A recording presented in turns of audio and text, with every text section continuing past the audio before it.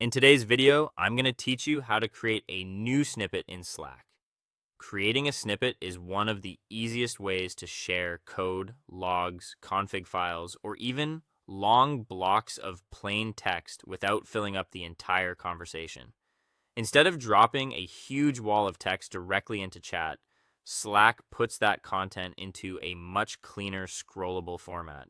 It also makes things easier to read by adding helpful features like line numbers, syntax highlighting, and a copy button for anyone who needs to grab the content quickly.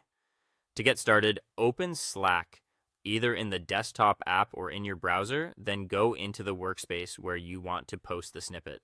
From there, choose the conversation, direct message, or channel where you want it to appear. Once you're in the right place, click into the message box at the bottom of the screen so you're ready to begin.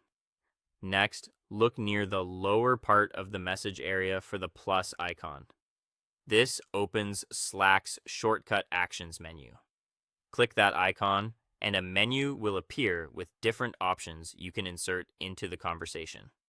If you prefer working faster, you can also use the keyboard shortcut.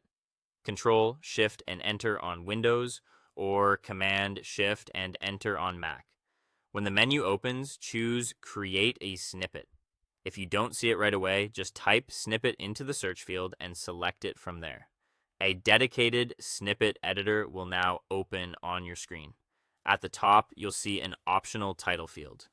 This is where you can name the snippet with something clear and descriptive, especially if you're sharing code or a file-like block of text. Then click into the large main text area and paste in or type out the content you want to share.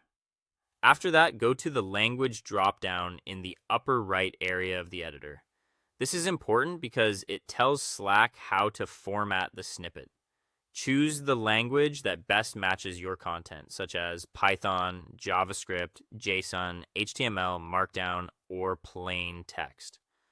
Once selected, Slack will apply syntax highlighting automatically, which makes the content much easier to scan and understand. Now move down to the Share in dropdown near the bottom of the window. Choose the destination where the snippet should be posted, whether that's a channel or a direct message. If needed, you can also add a short optional message underneath to give people context before they open the snippet.